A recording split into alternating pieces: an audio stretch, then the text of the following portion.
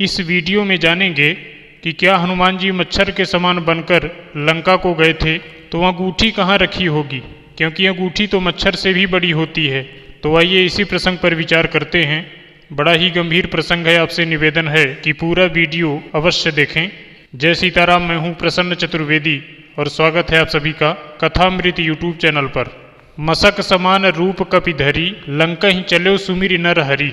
मित्रों, प्रश्नानुसार इस भ्रम के संबंध में कुछ प्रमाणिक ग्रंथों के मत के उपरांत स्वयं का मत प्रस्तुत करने का प्रयास किया जा रहा है।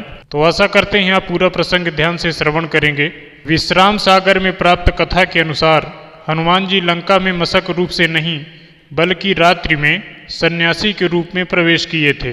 वाल्मीकि रामायण में प्राप्त होने वाली कथा के अनुसार श्री हनुमान जी ने लंका में प्रवेश करने के लिए अपना रूप बिल्ली के बराबर रखा और लंका में सूर्यास्त के बाद अर्थात रात्रि के समय प्रवेश किया।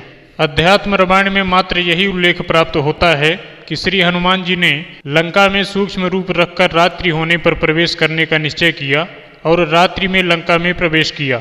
ये तीनों कथाएं यद्यपि प्रमाणिक हैं और प्रमाणिक ग्रंथों के अनुसार उल्लिखित की गई हैं, तथापि इन्हें कल्प भेद से ही सत्य मानना चाहिए।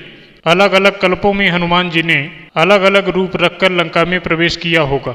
यहाँ पर इस प्रश्न का निराकरण हम प्रायः मानस के आधार पर कर रहे हैं। हनुमान जी ने सोचा कि अति लघु रूप धरों और निस नगर करों पैसार। यही सोचकर हनुमान जी ने अपना अत्यंत छोटा रूप रखा।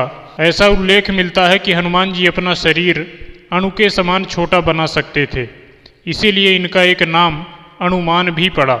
अष्ट सिद्धियों में एक सिद्धि यह भी होती है कि सिद्धि प्राप्त करता अपना शरीर छोटा बना सके, जिसे अणिमा सिद्धि के नाम से जाना जाता है। हनुमान जी ने अणिमा सिद्धि का प्रयोग किया और अपने को अत्यंत छोटा बना लिया। यहाँ पर गोस्वामी जी के मसक समान रूप कपिधरी का यह मतलब नहीं है कि हनुमान जी मच्छर हो गए। इसका मतलब मात्र यही है कि हनुमान जी ने अत्यंत छोटा रूप बनाया। यदि हनुमान जी मच्छर बनकर लंका में प्रवेश करते तो हनुमान जी से लंकनी यह क्यों कहती कि जब रावण ही ब्रह्म वर दीन्हा, चलत विरंच कहा मुहि चिन्हा, बिकल हो सिते कपि के मारे, तब जाने से निश्चर संघारे। यहाँ पर लंकनी ने हनुमान जी को पहचान लिया। यदि हनुमान जी मच्छर होकर लंका में गए होते तो वह हनुमान जी को कपि ना कहकर मच्छर या मसक कहकर संबोधित करती।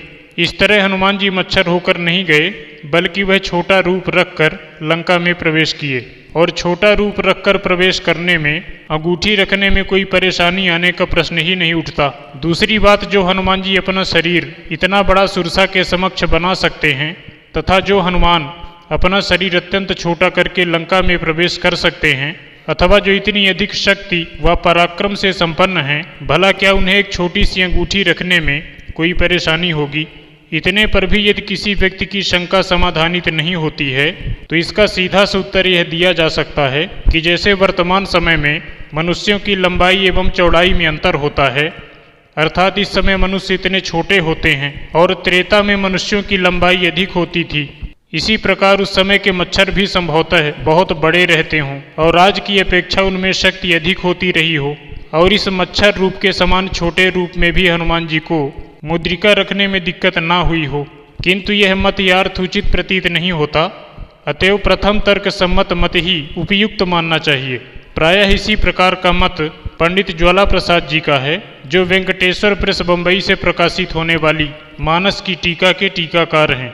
अतः यही मानना चाहिए कि जो गोस्वामी तुलसीदास जी ने हनुमान जी के लिए मसक समान रूप कपिधरी लिखा है, उसका अभिप्राय यही है कि हनुमान जी ने अपने विचार के अनुसार कि अति लघु रूप धरौ निसि नगर करो पैसार, इसके अनुसार अत्यंत छोटा रूप रखा और यही विचार करके अति लघु रूप धरेउ हनुमाना, पैठा नगर सुमिर भगवाना। इस तरह से यहाँ भी लघु रूप रखने का उल्लेख है, मसक का नहीं। स्पष्ट है कि हनुमान जी ने अपना कपि का रूप अत्यंत छोटा बनाया और मुद्रिका सहित लंका में प्रवेश किया। तो आशा करते हैं आपको यह जानकारी अच्छी लगी होगी। अच्छी लगी हो तो कृपया इस चैनल को सब्सक्राइब करें और नोटिफिकेशन बेल को प्रेस करें।